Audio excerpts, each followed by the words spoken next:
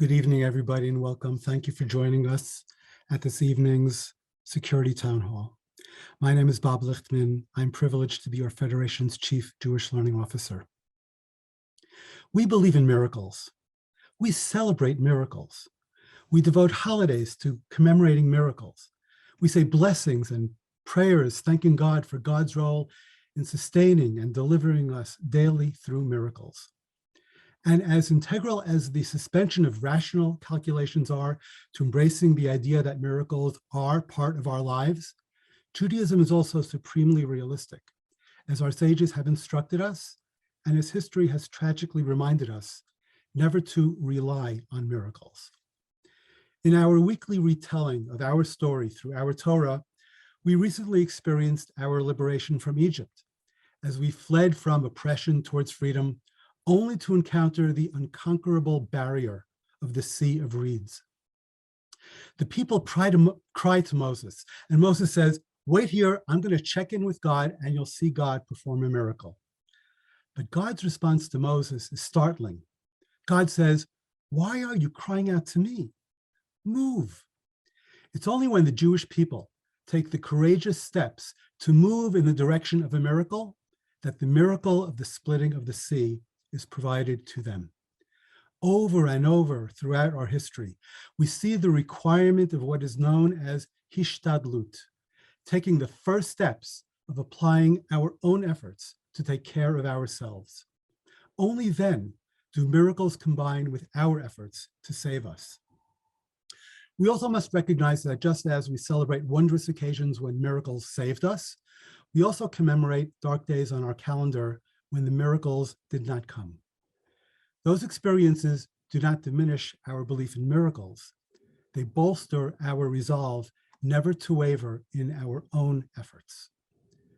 Tonight's program is nothing less than a 21st century application of the ancient Jewish practice of hishtadlut, to do all that we can do as citizens of this wondrous country, to link hands with others in our community, to sustain our rights to life, liberty, and the pursuit of happiness. And so we are thankful to Bob Wilson, our Federation's Chief Security Officer, and to our panelists, and to all of you for joining us tonight, for learning and thinking and doing together so that we not only secure life, but celebrate it. And now it's my privilege to turn the program over to my colleague, Bob Wilson. Thank you very much, Bob. Welcome, everyone. Welcome to our Greater Metro West Security Town Hall webinar. Before we start, I'd like to thank our President, David Saginaw, our CEO, Doug Ben-Shimon, and our Security Committee Chairwoman, Renee Galish, for their support and vision in creating the Community Security Initiative that has aided us so well in building our capacity to secure the Greater Metro West Jewish community. Securing GMW requires partnerships, however. Partnerships with our police, partnerships with our security firms, and partnerships with you, our GMW community. Before we get started, I just want to remind you that this event is in a webinar format, and all participants other than the presenters will remain muted. If you have any questions, though, please make sure to put them into the chat function, which is at the bottom of your screen. And when you send them into the chat, I'll review them. And towards the end of the webinar, we'll do our best to answer all the questions with our panel. We begin the presentation at this time with Linda Scherzer, our Director of Community Relations Committee, about her important work on anti-Semitism. Linda. Thank you, Bob. And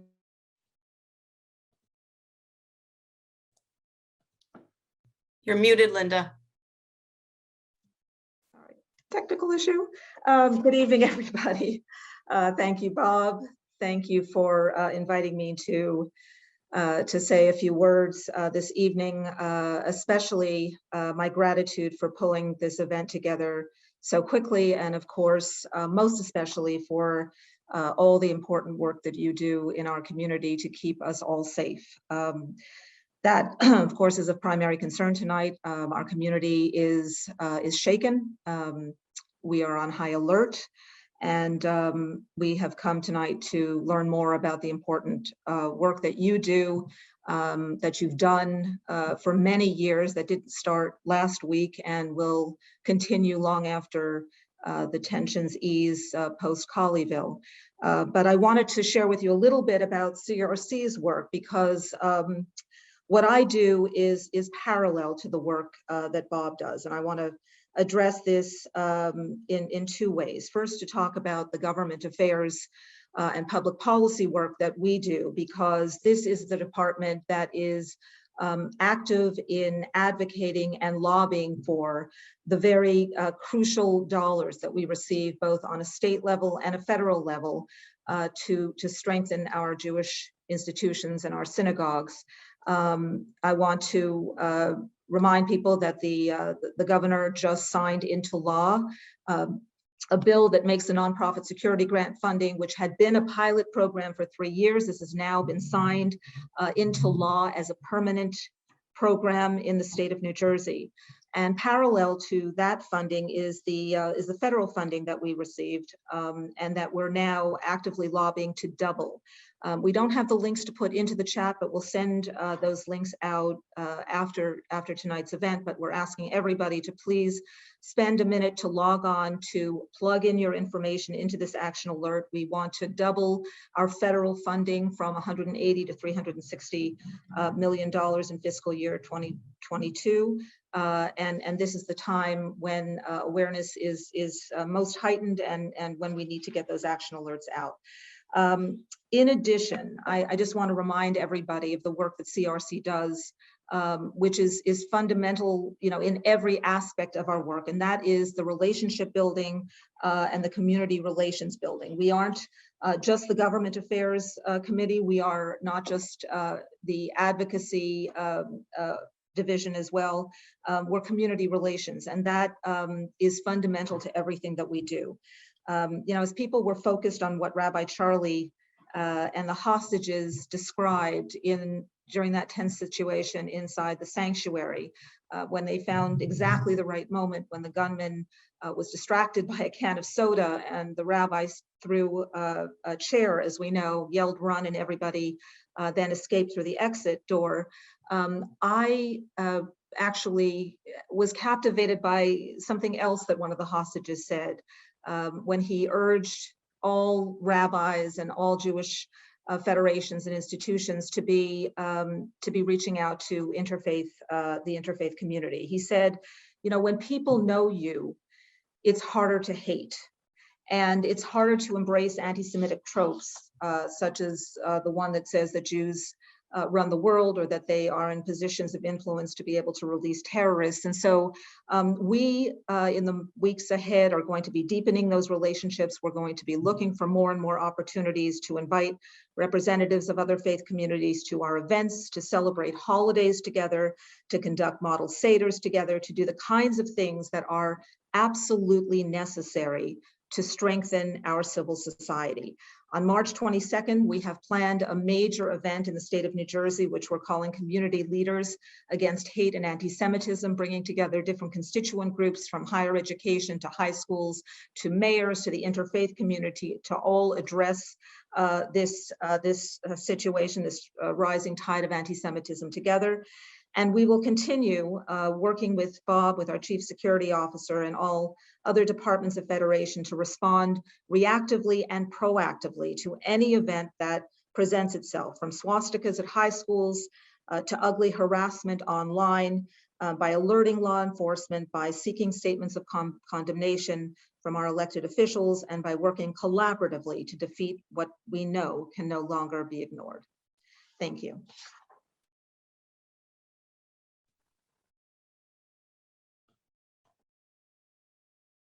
Thank you, Linda.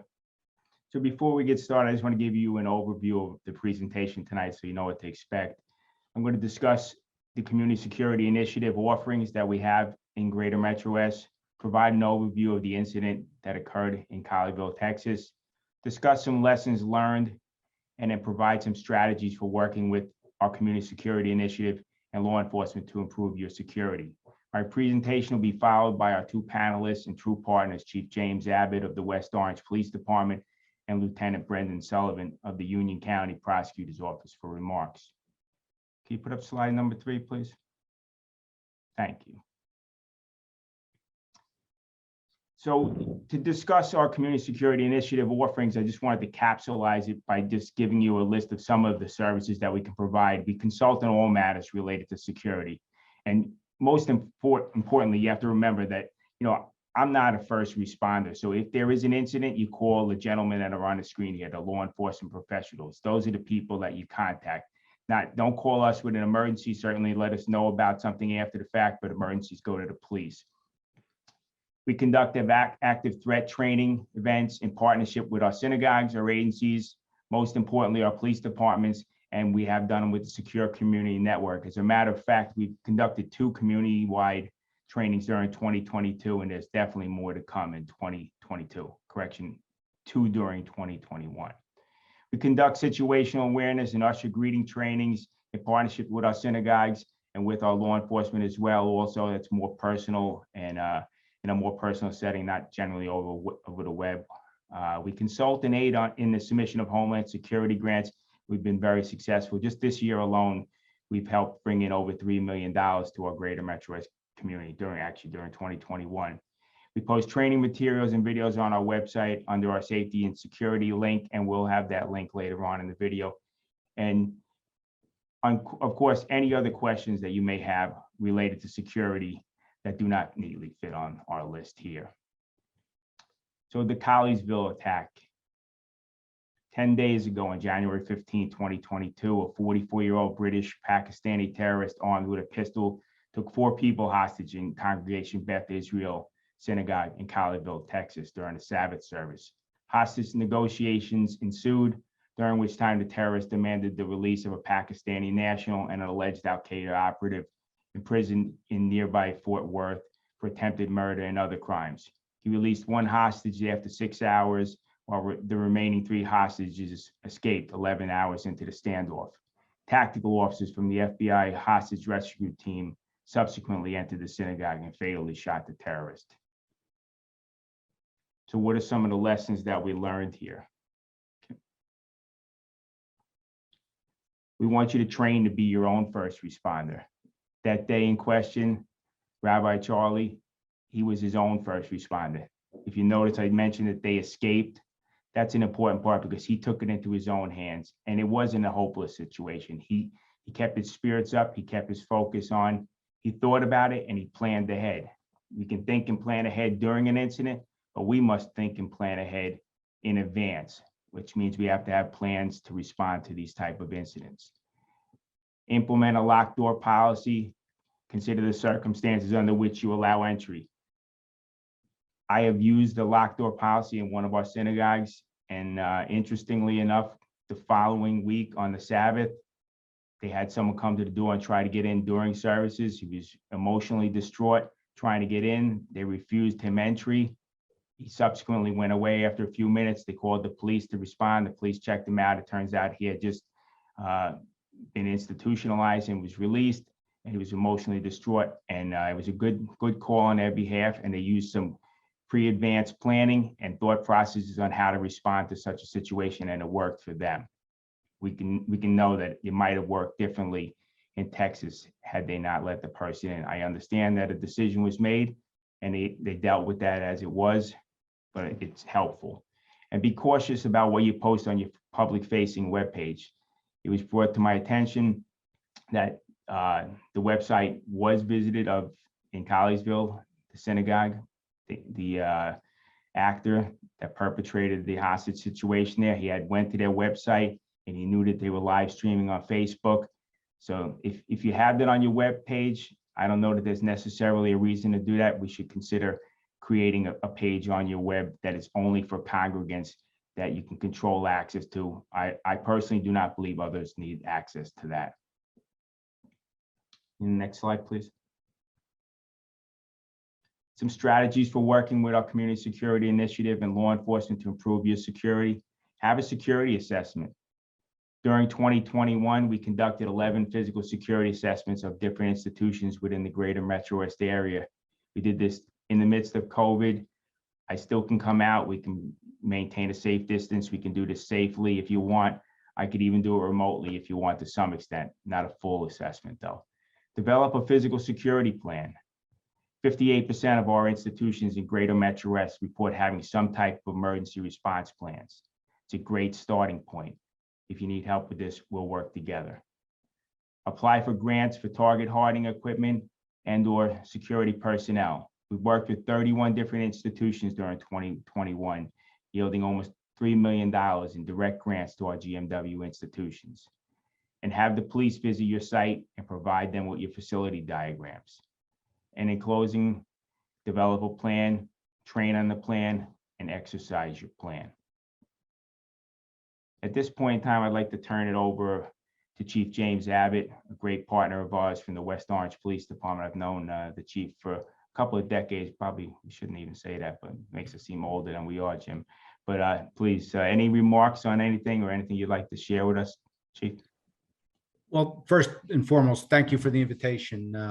We have a large Jewish population in West Orange. I have a personal relationship with probably all of the rabbis. I know Rabbi Tobin's on tonight. I'm not sure if Rabbi Zwickler is as well.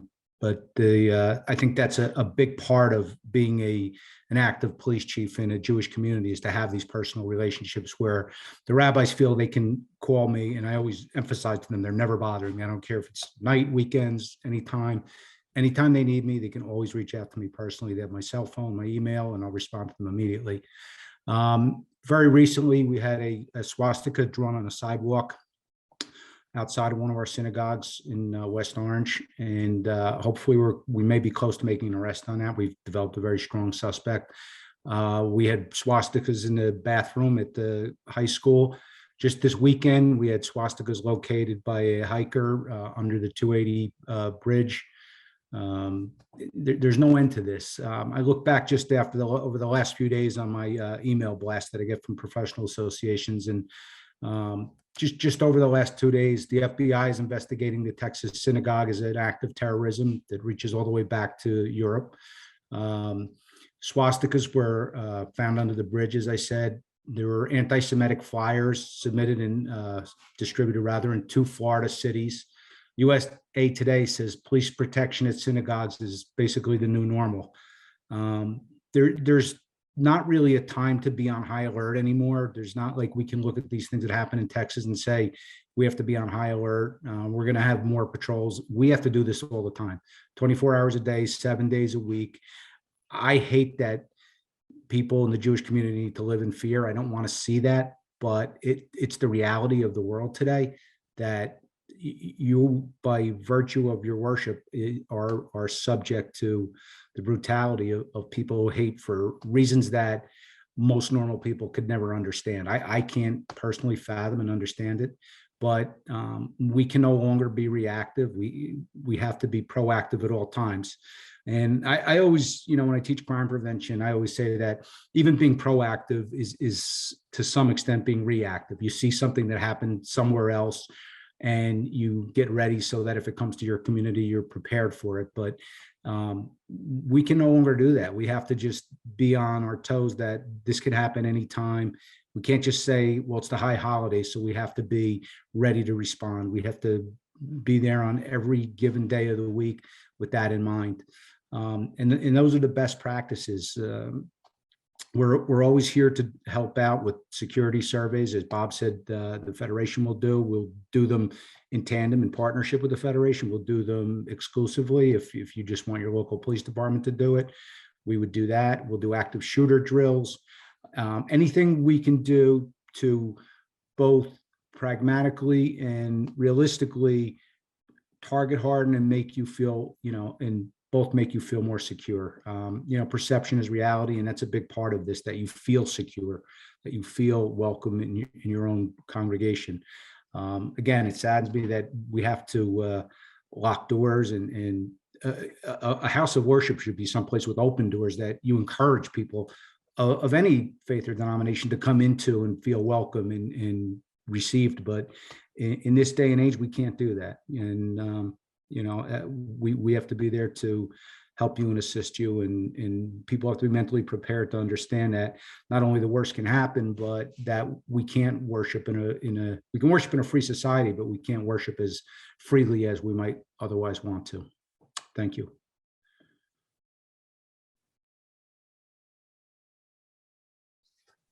Thanks, Chief. Thank you very much. Now I'd like to ask Brendan Sullivan, Lieutenant from the Union County Prosecutor's Office, to make a few remarks. Sure. Thank you very much, Bob. Thank you to everyone for being on this meeting tonight. I just want to say on behalf of Prosecutor Bill Daniel and Chief Harvey Barnwell in Union County, I just want to let everybody know how seriously we take the safety of all our religious communities. It's something I can't stress enough. And in the last 2 years of my assignment in the counterterrorism unit, certainly have seen a lot of incidents directed towards various houses of worship, including synagogues and yeshivas and things like that. So to that end, what I want to just mention to everyone tonight is how important it is to report suspicious activity. Suspicious activity can be, a lot of people, they shy away from it and they want, well, it's not that big of a deal. But what we want to explain to you is that things that no matter how small or insignificant they may be, a comment, something, as you heard the chief say, a swastika carved into a piece of the property at a synagogue or a school or something like that. Some people have the tendency is like, well, it is what it is, and I'll just forget about it, and there's nothing you can do about it. But what I want to tell you is that you never know what that is part of. That could be part of a larger trend in the area or a larger part statewide. So what happens is, if you do report these incidents to the police, they are investigated, they are vetted, they are sent down to the New Jersey Office of Homeland Security and Preparedness. They have a suspicious activity reporting system. These incidents are looked at, they're vetted, and they're distributed to the proper agency for investigation, and they're investigated to their logical conclusion. Sometimes there isn't much to go on, and sometimes there is. And sometimes, a lot of times it's figuring out, well, was this really just a mistake? Was it an error? Not everything that's suspicious is illegal, but we have to figure that out. So it's very, very important that no matter how small, no matter how insignificant, you do report it to your local police department so it can be investigated, so we can figure out what it really is about. Each one of those incidents is cataloged and compared to see if there were similar incidents in other areas, whether it be other counties, other parts of the state, or even other regions of the country.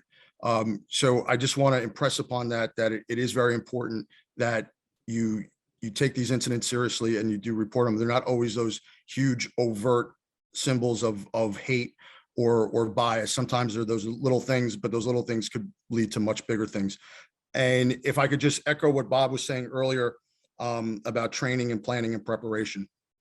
I've been on our county SWAT team for 18 years, 18 out of my 22 years in law enforcement. I can't tell you how important that is. When Bob says that, it really, really is important that you seek out credible, experienced trainers. And once you receive that training, that you rehearse it and you practice it. Anybody can go to a 4 or 6 or 8 hour course in active shooter prevention or threat assessment or anything like that. But if you don't continue to practice it and rehearse it and train it, it's just all going to go away, because those are very, very perishable skills. So I would ask you to take that to heart and to, practice your training as much as possible. Thank you, Bob.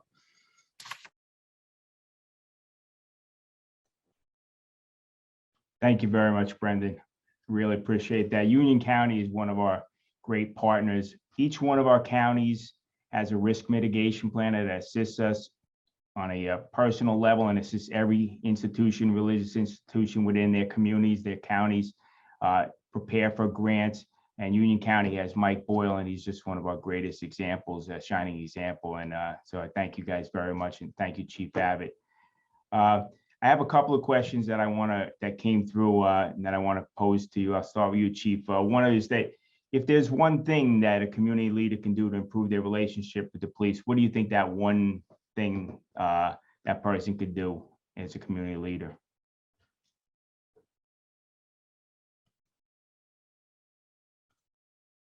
Just have to unmute, Chief. Sorry about that.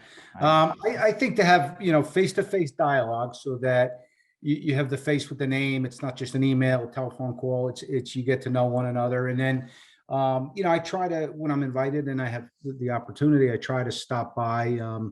Rabbi Kaslowitz just let me know at the Shabbat they'll be doing a self-defense instruction, awareness training for their congregants. I know Rabbi Tobin's had different community social interaction, social justice committees. I've tried to participate on them. It's to always accept the invitation and to always make these things. If you have to go out of your way to make these things happen, you have to do that. If it's at night, if it's on a weekend, whatever you can do, and when you can do it, you try to be there. And if you can't be there, you try to have somebody go in your stead. Thank you very much.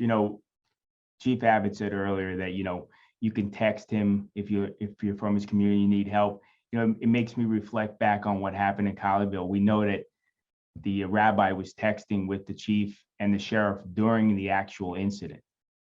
That he didn't get their cell phone number that day. He had it for a while because he had established the relationship. So that's a really valuable thing to try to get that type of relationship. Maybe it won't be with your chief, but it may be your community policing officer, your neighborhood officer that's assigned to your area of town, or just a random police officer or an administrator. So just try to do that. That's just a really valuable thing. Another question that I have here, I'm going to pose to you, Brendan, is, with your experience in dealing with active shooters and tactical response, to what degree do you think the availability of the audio stream helped inform law enforcement's decision during this incident that happened in Texas?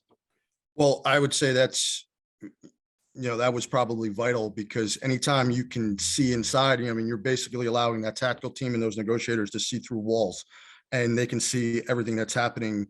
Usually during a tactical negotiation, you're just hearing things. It's very hard to see into the building or the house to see what's going on. But if you have eyes inside the crisis site and you can watch in real time what's happening, that's the value of that is immeasurable. Thank you very much. Another thing, just today I was actually out in Union County doing an assessment with Mike Boyle that I mentioned earlier, the risk mitigation plan. And one of the things we discussed with the synagogue was the importance to, if you have a camera system that can be remotely accessed, to make sure that you share that information with your local police department, because that gives them the tactical advantage, as Brendan just pointed out, for them to be able to log into your camera system surreptitiously without a subject that's inside maybe doing something wrong and helping you out. We have had a synagogue just recently also in our community that was burglarized. It was a crime of opportunity. It wasn't an anti-Semitic thing that we know of, but it was a crime of opportunity. But thankfully they had the camera system. They were able to watch all the activities and see what that individual did while they were in there. Unfortunately, the police didn't have access at the time because he had locked himself in the building. They didn't realize he was in there, but it helped out.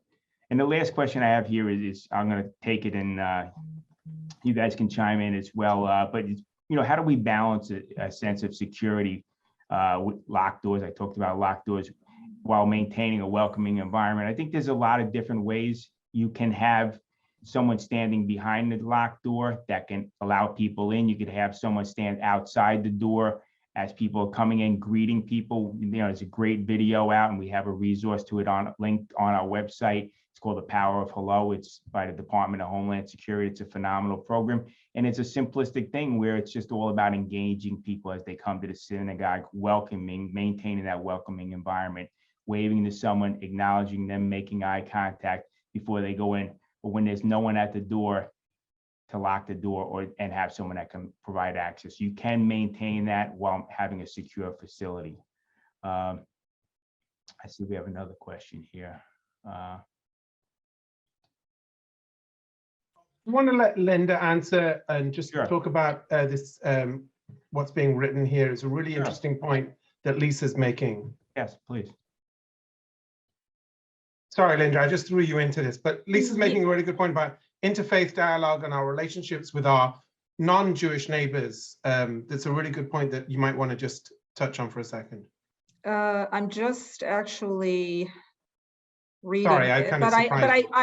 I agree. I mean, Doug, I think I referred to it earlier in my remarks about the importance of having those conversations and breaking bread and sharing holidays during better times. Obviously, the last 2 years that was difficult to do, but clearly, as I said earlier, and as Jeff Cohen, one of the hostages, said, that the more people know you, the harder it is to hate. And I'm not going to suggest that that is all it takes to defeat anti-Semitism.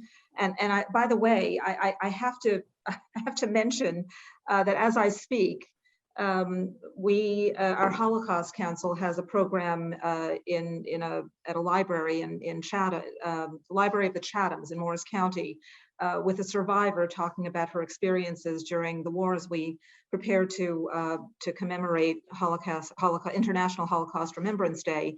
The juxtaposition of that conversation with what's happening in our communities and why we're here tonight is rather chilling. Actually, it's hard to find the right words to describe, what I'm hearing in both ears. But I do know, as you mentioned, Dov, that parallel to the work of our chief security officer and everything that law enforcement does to keep us safe, we need to strengthen the fabric of our society, and we need to be forging those communal relationships, knowing each other, breaking bread with each other. And we at CRC are going to absolutely, once the world opens up, we are going to be deepening that work. To that point also, we participate in the New Jersey Department of Homeland Security's Interfaith Advisory Council, and there's over 1,000 members, and it's of all faiths and religions, and we meet quarterly to discuss issues that impact all houses of worship and all faith. And that's on a larger level. And I think back, and I'm going to mention him again, but Chief Abbott does that. When he sends his emails out, he doesn't send his email out about something that's just impacting a Jewish house of worship. He sends it about any type of house worship, and he sends it to all faiths, so they understand what's going on in their interfaith community in West Orange. And it's that type of picture that we want to go wider, and it's those type of programs that the chief does. And it's just a simple group email that he has with his interfaith leaders. He put that together, and it's just a great example of how we can do those type of things better. I just want to go on to some out of the questions and into some next steps that we're going to do here in the Federation. If you could put that slide, thank you very much. So we're looking to hire a security officer to focus solely on training, because we believe that there's a greater need for training than ever in our community, and we want to have that capacity to do that essentially on demand within reason to any facility that wants it. We're looking to expand into having more grant writers to work with synagogues, partner agencies, and others on obtaining significant federal and state security grant funding. And as Linda said earlier, and Doug mentioned, we continuously look to increase the amount of funding that's available. And we seek your engagement in participating in training our community to be security aware, because we can provide the training, but if people don't attend, it's for nothing. So we implore you to try to attend. I know it's challenging. We all have busy schedules, and I thank you for taking the time to be here tonight, but you need to do that. And just remember to contact me to schedule a meeting to discuss any kind of thing that you want for your next steps. And most importantly, someone mentioned this to me as one of our in-house people, just remember that everything that we do for our community here is free. So any services that I provide for you, any assistance that I provide for you, for anybody that works for the Federation, is free of charge. I thank you very much for your time. At this point in time, I want to turn it over to our CEO, Doug Ben-Shimon, to close out our meeting. Doug. Thank you, Bob. Hello, everyone. I'm Doug Ben-Shimon. I'm the Chief Executive Officer of our Jewish Federation. And I want to say a final thought to sum up tonight's town hall. I've been watching this Zoom, and I see a lot of colleagues and friends, people who are longtime residents of our community and people who are new or newer. And that for me is the operative word that we've heard a lot tonight, and that's community. We're all invested in, committed to, supportive of our community. And I want to say publicly in this town hall how deeply grateful we are in our community for our law enforcement partners in general, and specifically tonight for Chief Abbott and Lieutenant Sullivan. I want to also mention my thanks to my colleagues, Bob, and Linda. And most importantly, I want to thank you all, our partners, in building a safe and secure community.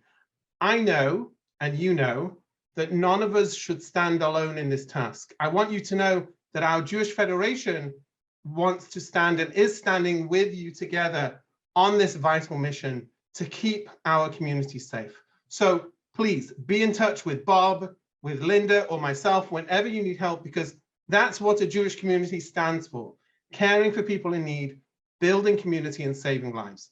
So thank you for everybody taking part tonight. Stay safe and warm, and I very much hope to see everybody in person when it's safe to do so. Thank you for joining us. Be safe and well.